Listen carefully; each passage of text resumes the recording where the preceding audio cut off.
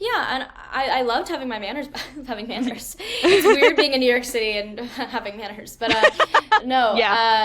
Hello, everybody, and welcome to another episode of Call Time, a theater pod, where every role in theater matters. And this is the space where we can talk about it all, where we can laugh, learn, and sometimes call out the chaos. So sign in on the sheet, cause it's call time. So my guest with me today is a lovely human who, honestly, I feel like I could talk about this topic forever because there's just so much I need to learn. But we have the wonderful performer, producer, wonderful human. We have Kristen Eliza Brock today. Hey, hey! Hello, thank you for having me.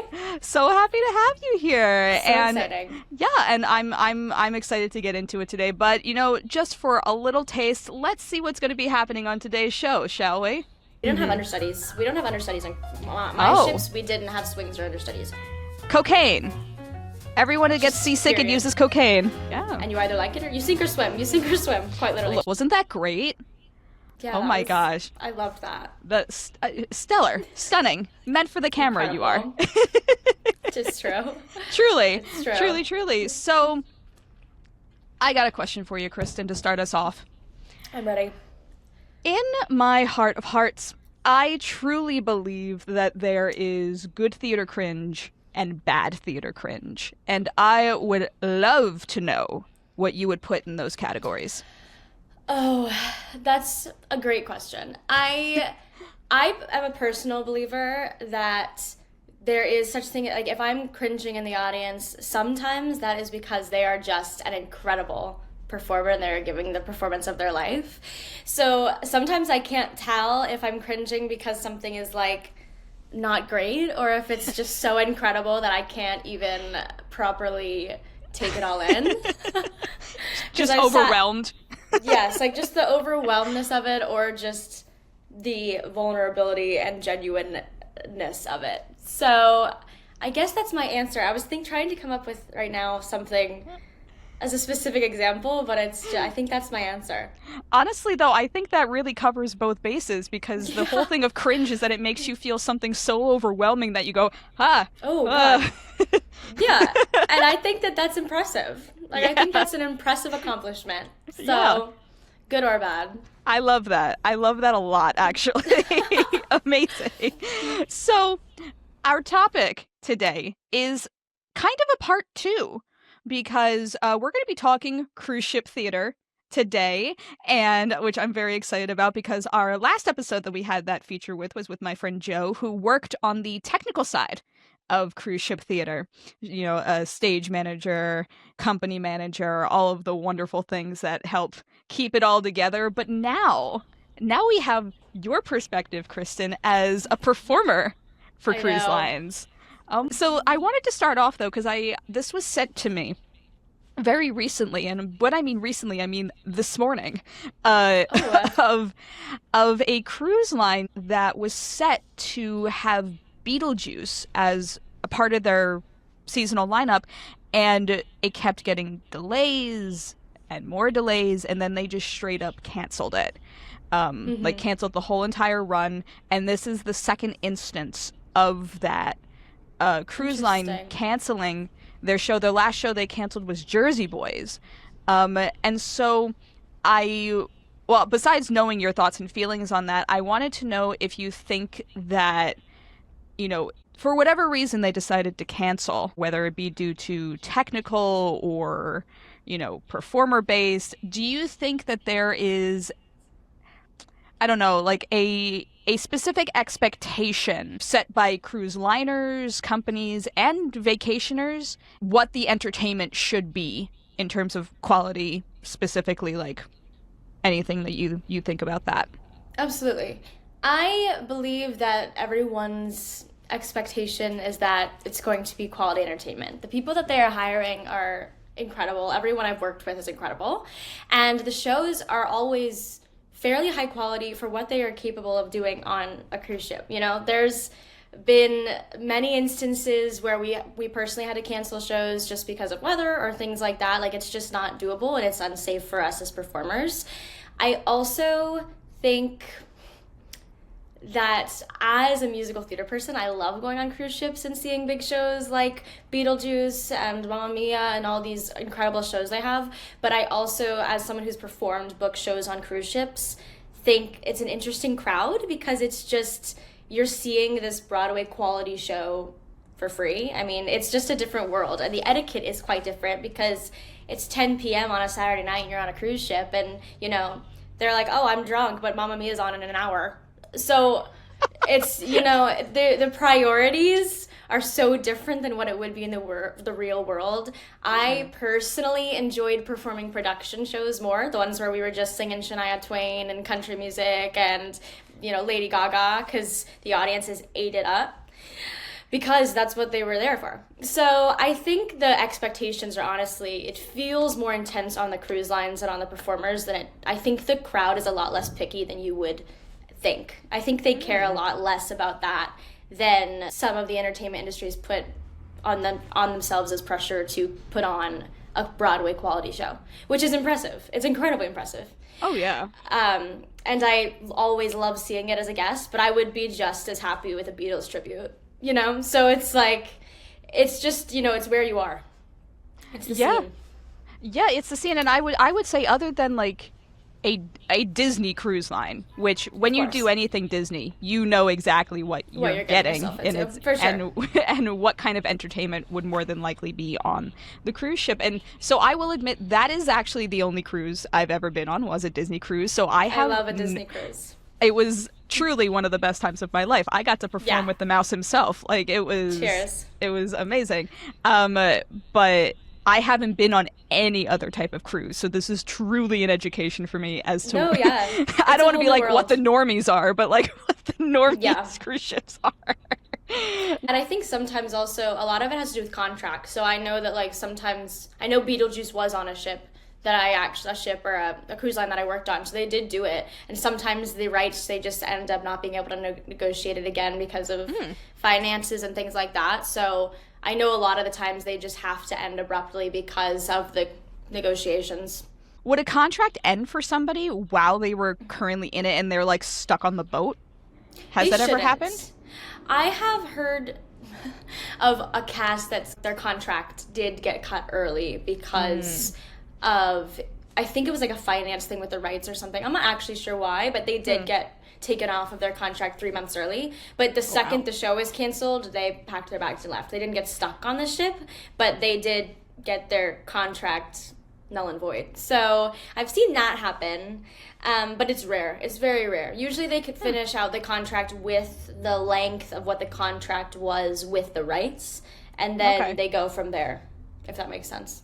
No, it does. It does. I'm just... Again, but sometimes things happen. I mean, it is a whole new world, and there's like no rules. So like, I don't really, you know. When you're out at sea, who knows? Who knows? Truly. Yeah. So now this is the part of the show where we would normally have an ad break, but I don't have one yet for this episode. So we're just going to sit here and look at the camera.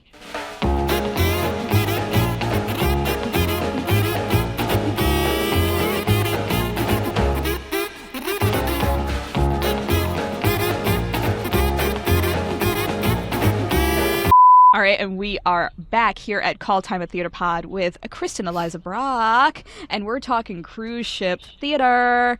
So, cheers. Seriously, cheers. So, I would love to know, just because, you know, I see the listings on Playbill jobs for cruise line auditions, but I'm curious to know if cruise life was always on your radar, or if it's just something that found you unexpectedly. Yeah, so I grew up cruising with my family a lot. So if we were vacationing, we were usually doing it on a cruise ship.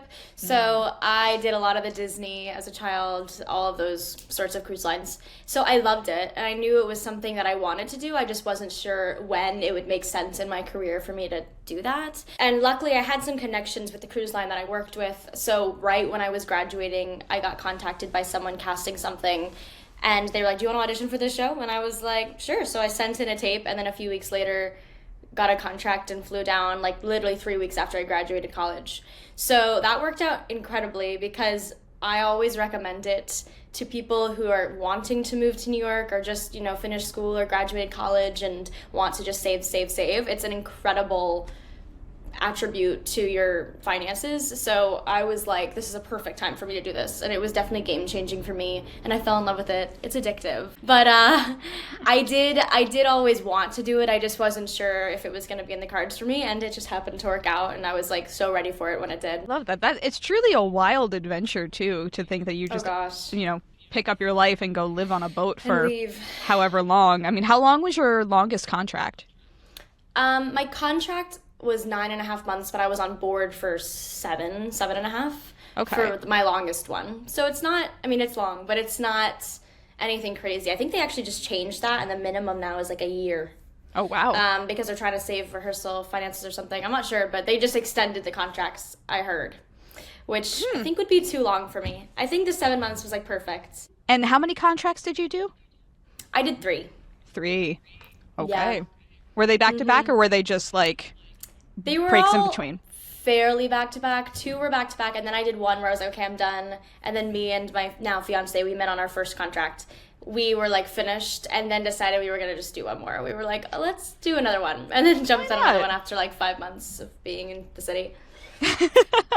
That's so cool that you two met on a contract, you said. Yes, we did. Yeah. Oh my gosh, that's absolutely crazy. Talk about unexpected. I know. Very very unexpected. Cruise ships are a whole other world, but I was really lucky to have met him, and him happened to be in the US, because I have so many friends that fall in love with people on cruise ships that just live in other continents, and it's like hard to maintain, so I got lucky. So in terms of like the actual work that you do in your contract, so you had mentioned you did how did you categorize it, like the main production? I was in the production stage cast, so, which means what?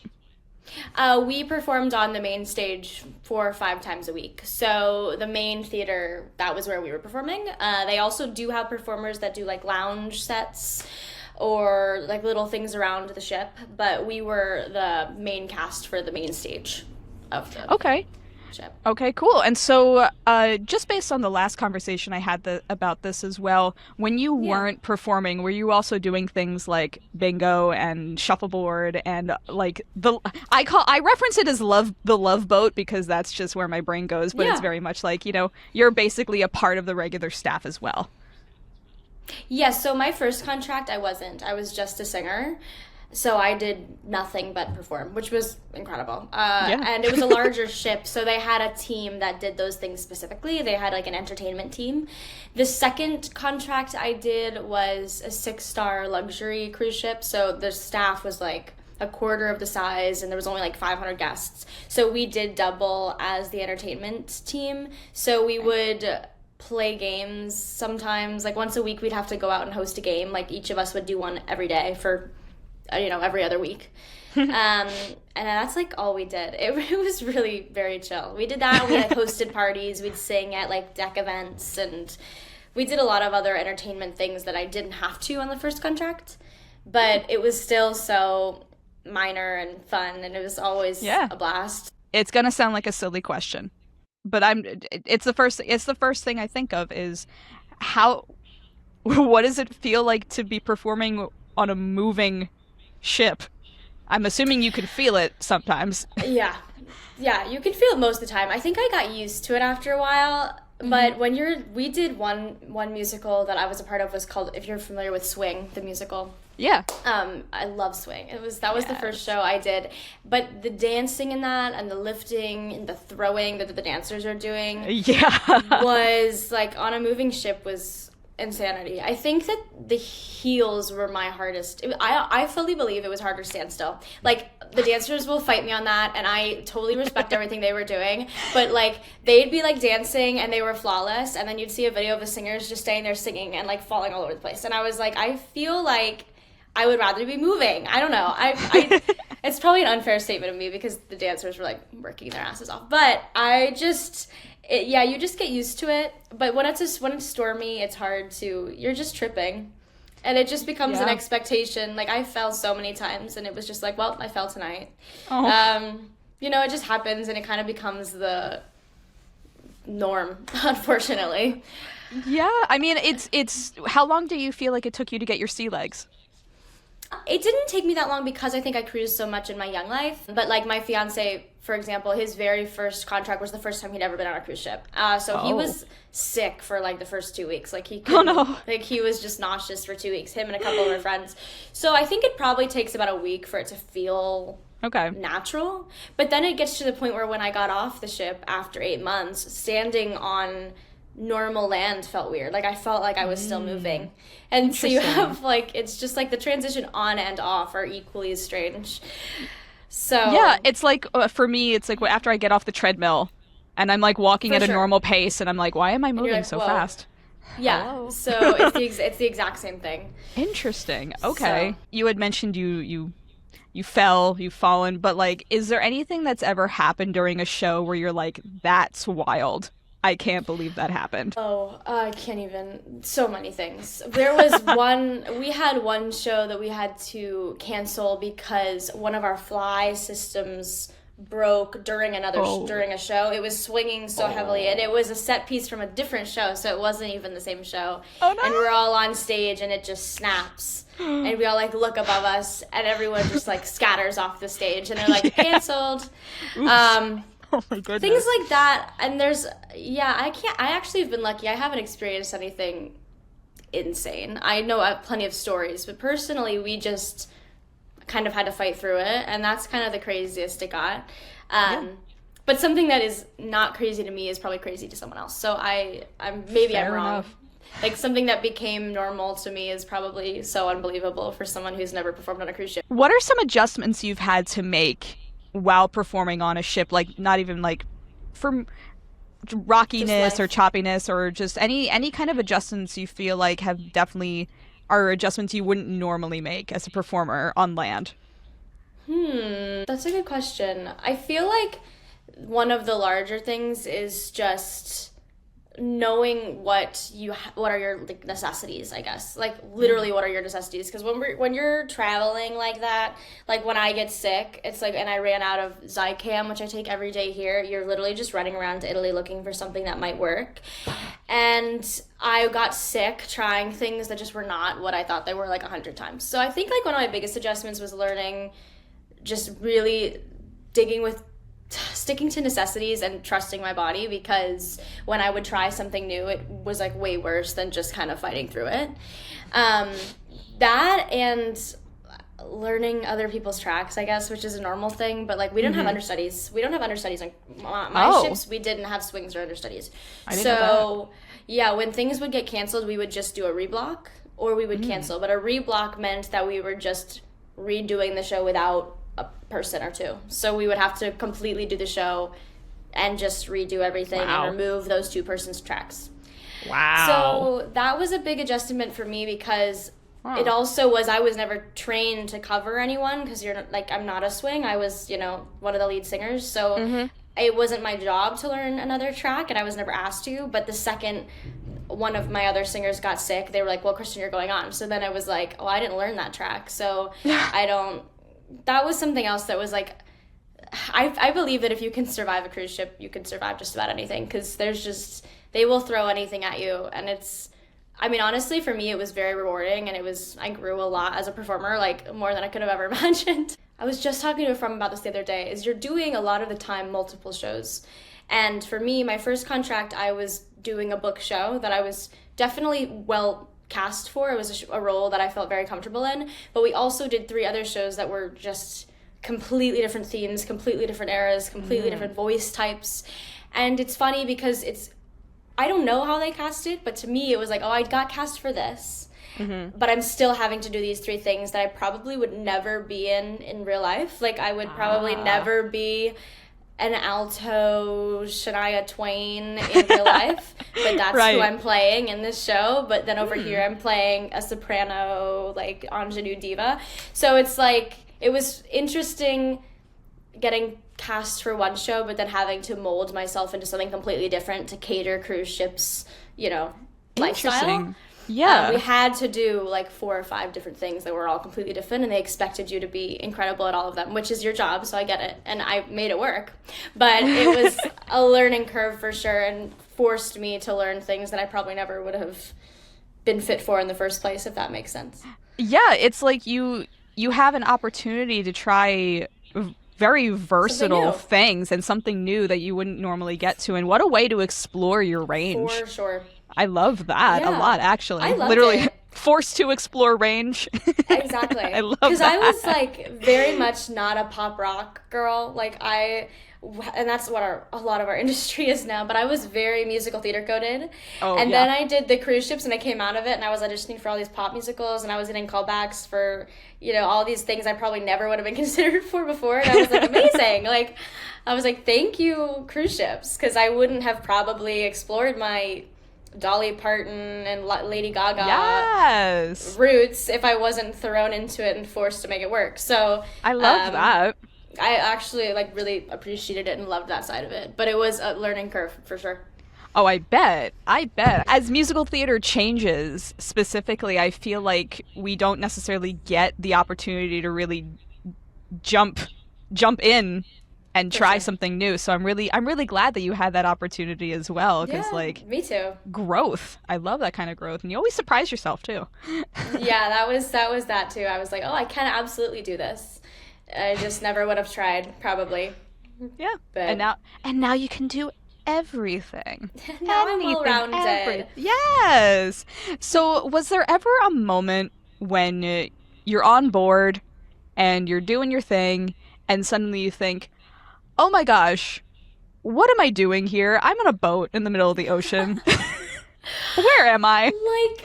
There was a lot of moments where I was like, wow, this feels like too good to be true. Almost like I was standing at like the Eiffel Tower or, I was in Africa riding a camel and I was like, wow, like I'm literally getting paid to be here right now, which was very rewarding because I feel like as an actor, if cruise ships or like international tours aren't your thing, it's traveling is rare. It's not rare, but it's a hard thing to do because you're in a Broadway show 8 days a week, or Yep. you're auditioning and pounding the pavement and doing your serving job, and like not many people can say they've been to 50 countries at 25. So that was incredible, and I never.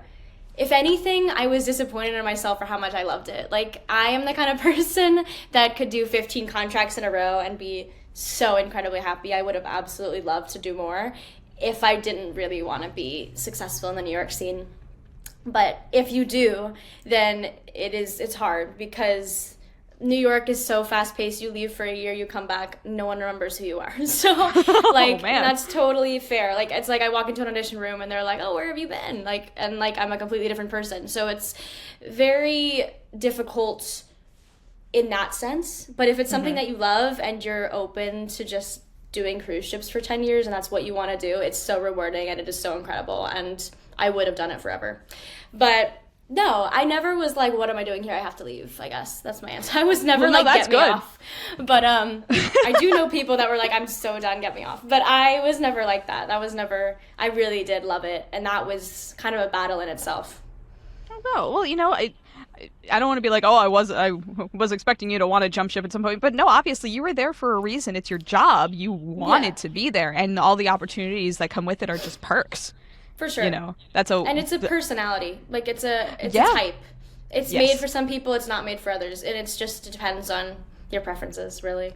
yeah. And so, speaking of, what would you tell people who are looking to, go into cruise ship entertainment, performance, like anything that you've learned that you wished you had known beforehand? I think it would just be to really prepare yourself to grow in uncomfortable ways. I grew a lot as a person, and I think I was in a place where I was very ready for that. But you're putting yourself in a place where you're performing a couple times a week, but then you're spending the rest of your days with strangers who you become very close with, but your family's not there, your friends aren't there. You have a lot of time to yourself. And I think that people can either really benefit from that time as a human and, grow in ways they never knew they could. But I also think it can be really difficult. And if you're not ready to just sit with your thoughts for 7 months because you're living in a small space with the same people and doing the same shows, oftentimes you're on board a lot because you're having C days or you have things to do. I think if you're not ready for something like that, it can be really hard. Because you really, like, you don't have service. You can't call or text your family or FaceTime them constantly unless you pay insane amount of money for minutes. So if that's something that you're going to struggle with, you probably will really not like it. I think that that's a big part of it that people don't think about. They just think about traveling and performing, but a lot of it is just being with yourself and growing as an individual, and some people don't want that, some people do. I think the great thing about our industry is that there really is something for everybody. And you had wonderful opportunities that worked because, again, you wanted to be there and you grew and you learned a lot. And for someone like me, I'm even thinking about myself, do I love the idea of this? Absolutely. Do I think I'd be good at it? Absolutely not. But you know what? Cheers. You also never know. You know, I'm open to it, but it's just even thinking about a lot of it, I'm like, am I prepared? Yeah. And I think it's something you really have to sit with and understand yourself a lot more. And I appreciate that aspect a lot, because sometimes you're like, oh, I can just jump in and do this, which you can. And you can. But with something like this, I feel like you definitely have to make a choice. It's a decision. Yeah, it's a life decision, because you're giving up a lot to be there. So like a lot of people, I think, just jump into it thinking, you know, that it'll just be fun and they'll come right back and everything will be normal. But like life goes on while you're away. And however you take that or whatever happens and changes, you just kind of have to be willing to go with the flow of that and understand that. Yeah. And you either like it or you sink or swim. You sink or swim, quite literally. Alrighty, everybody. It is now the favorite segment of the podcast. And I know that for a fact, I hear how you whisper about me in the corner. What we're going to do now is we're going to do the Green Room Games. Yeah. I need a jingle so badly. We'll work on that. We'll work on it. So today's Green Room Game is going to be Playbill Roulette, which I'm very excited about. And what I'm going to do is I'm going to pull up a spinner with a bunch of names of shows, and whatever show it lands on, Kristen, I want you to try and explain the plot, you know, as quickly as you can in let's say two sentences. We're trying this out. All right, so I'm going to go ahead and share this. I'm nervous. It's okay. We're all in this together. My improv nightmare. Okay. All right, and let's see what happens. Let's go for it. Let's spin the wheel of musicals. What do we got? Dear Evan Hansen. Okay. A sad boy loves a teenage girl out of his league and lies and is a liar. It is, honestly, I think that should be the new tag of the show. It doesn't work out. Yeah. Yeah. Cheers. Perfect. Cheers. Let's do another one. Spinny, spin, spin. Spinning. We're spinning. What do we got here? We got Billy Elliot. Okay, I've never seen it, but I know enough. All right, go for it. I can't believe I've never seen it. It needs to be on my list. A ballet boy. I don't know. Wait, you're right. No. Ballet boy. That's it. And his teacher. I don't know. Electricity. Can I use words? Yeah. Oh my God. You can boy, absolutely... electricity. Yep, that works. Honestly, I would be killing it if you were guessing. I would be killing it. I think. Electricity. That's cheating. No, it's good. No, here's the thing. You're not wrong either. I feel very lucky. I got to see the show twice, and one of my Billies was David Alvarez of West Side Story. Gosh, no way. And he was phenomenal. He was so good. I know all these songs. It's one of those shows where it's like I know it. I just need to actually sit down and watch it. That's on my list. Yeah, it's a great show. Highly recommend it. Let's do another one. 10 out of 10. Spinny spin. Spin spin. What do we got? Oh. Into the Woods. Yes! Oh. Finally! 2 sentences is insane for this one. Fairy tale plots gone wrong. Quite literally. The junior version, just fairy tale plots combined. Yeah. And the not junior version, fairy tale plots gone wrong. I love it. Honestly, that's perfect. That's absolutely perfect. All right, let's do one more. Spinny spin. Spin spin. What do we got? Ah, Jesus Christ Superstar. The Bible. Yeah. The Bible with music, with incredible music. The Bible I think. with music. I don't know, I haven't read the Bible, but it feels like that's what it is. I haven't read the Bible, but yeah. I think that's what it is. For me, that's the Bible right there. Yeah, truly, though. That's the tagline for the show. I don't know what they're using Jesus otherwise for Christ. marketing. Jesus Christ, Superstar. Is my Bible. Thank you. Blessica. I love that. Amazing. Incredible. Well, great job at doing Playbill Roulette. Yes. Woo. Thanks for playing the Green Room games. I love. Okay, so what we're going to do now is I'm going to turn this over to you, the audience, for a little talk back time. And I want to thank everybody who participated. If you want to see the question, you can go ahead and check out our socials on Instagram, Facebook, TikTok. I appreciate you so very much for that. All of the information is going to be on screen as well as in the description box below. And if you want to keep up with updates and everything else that's a shenanigan with this Call Time at Theater Pod, you can go ahead and like this video, subscribe, hit that notification bell, or as other YouTubers say, you punch it, just so you can keep up to date with everything that's happening here. And I very much appreciate you being here. All right, so our talk back time question for Kristen today was, I wanted y'all to make an assumption about what it was like to be a cruise ship performer, and feel free to comment below and let us know your opinions as well, because I want to hear from you. Okay, so the first assumption I have is from my friends over at Wandering Players, who say that you're always having to be in on-stage mode when you're not in employee areas, and there's a lot of energy being spent on keeping up appearances. That is true. That is very, very true. Yes. They tell you that all the time. They're like, if you're outside of your cabin, you are on. That's how they refer to it. I even was told that we should be on when we're off the ship, too.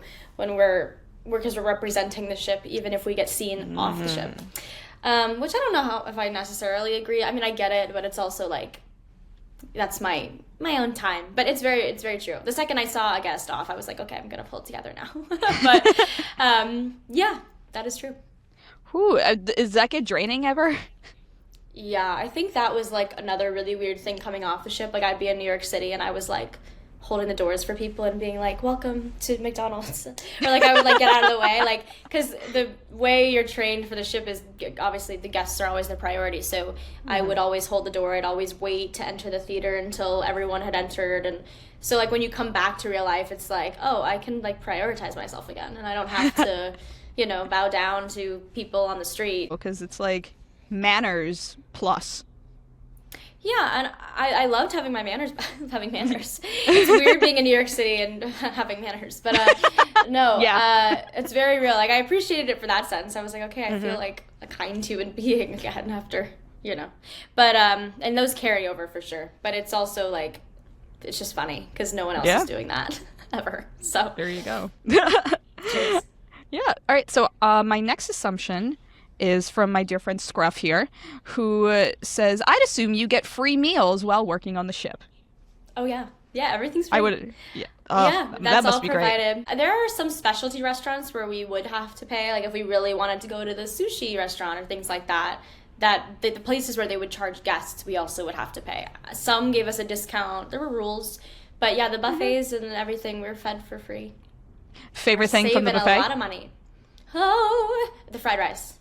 Ooh, I love some fried rice. That was good. Ugh, love. Okay. One I have here is you're promised really great accommodations, and then you're given just a small room and no life outside of performing. So I would say that when you sign your contract, you are guaranteed a certain accommodation, and it's usually exactly what you signed. So as a singer, I got lucky. I was assigned a full bed with a desk and a couch and a window, and that is exactly what I got, and I actually loved it. But there are some situations where people are in double bunk rooms, no windows, but it's usually very it's like in your contract. So you know when you sign your contract what your room is going to look like, and that's so it's not a lottery necessarily situation. change.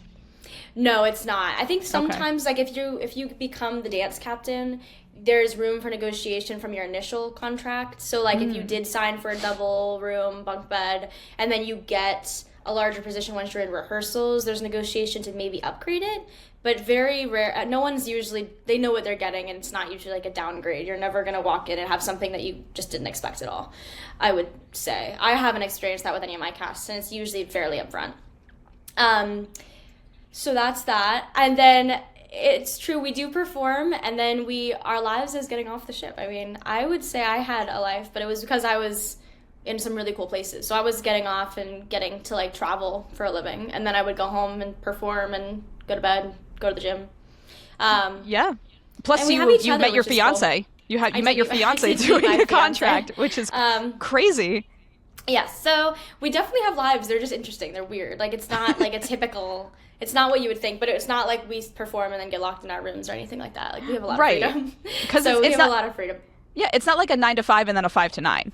You know, yeah, we were like off, and I also, my casts that I was in, we were lucky. We were allowed to like use the ship's facilities, so we were allowed to go around and be in guest areas. So that's definitely a privilege. It's not for everyone, but the cast usually gets privileges like that to be able to roam the ship and do that as well. Good to know. All right, and then our last one we have here. This makes me laugh just because of like this person's tone in this question, but literally this is because they said this in the last video too. They were like, cocaine. Everyone who gets seasick and uses cocaine. I never used cocaine. That's a crazy question. We would get fired. I'm not sure. I can't speak for. We're deaf, and they also can do like drug tests, random drug tests. On board. So none of us were testing those waters. My casts weren't messing with that. I can't speak for every cast, but I can speak for mine. None of us wanted to lose our jobs, so we didn't try. But it probably happens. Probably. It just makes me laugh every time this person comments in on these videos that I have about cruise ships. Cocaine. They literally either just say seasick and cocaine or just cocaine. And seasick and cocaine. Which is an awful combination. I wasn't messing with that, but that's just me. Well, good to know. Thank you so much, and thank you so much to everyone that wrote in. Really appreciate this talkback time. And now what I would love to do as we come to the end of our episode, which is wild, time is a social construct, I want to turn this over to you, Kristen, and let us know, like, what else is coming up for you? Where can we find what you're doing and anything that you're working on? Yeah, so I did also just recently start a nonprofit called The Table Read Co. in New York City, and we work on empowering emerging playwrights and producing their work around Manhattan. You can get involved as an actor, you can get involved as a playwright, a creator. We have lots of options for that, so we do have an Instagram for that.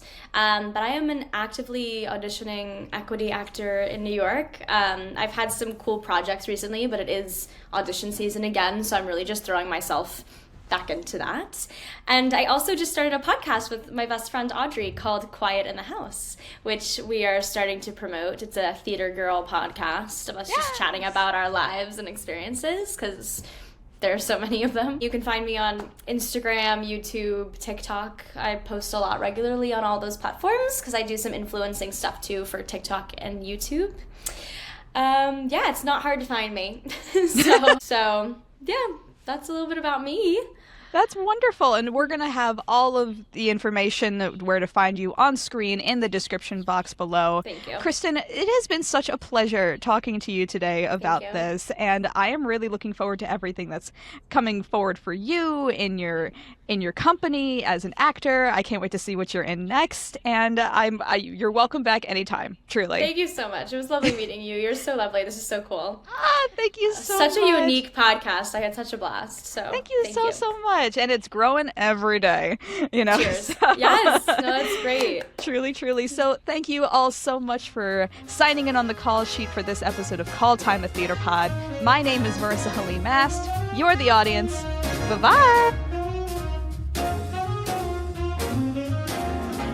This podcast was made possible through the support of viewers like you. Thank you.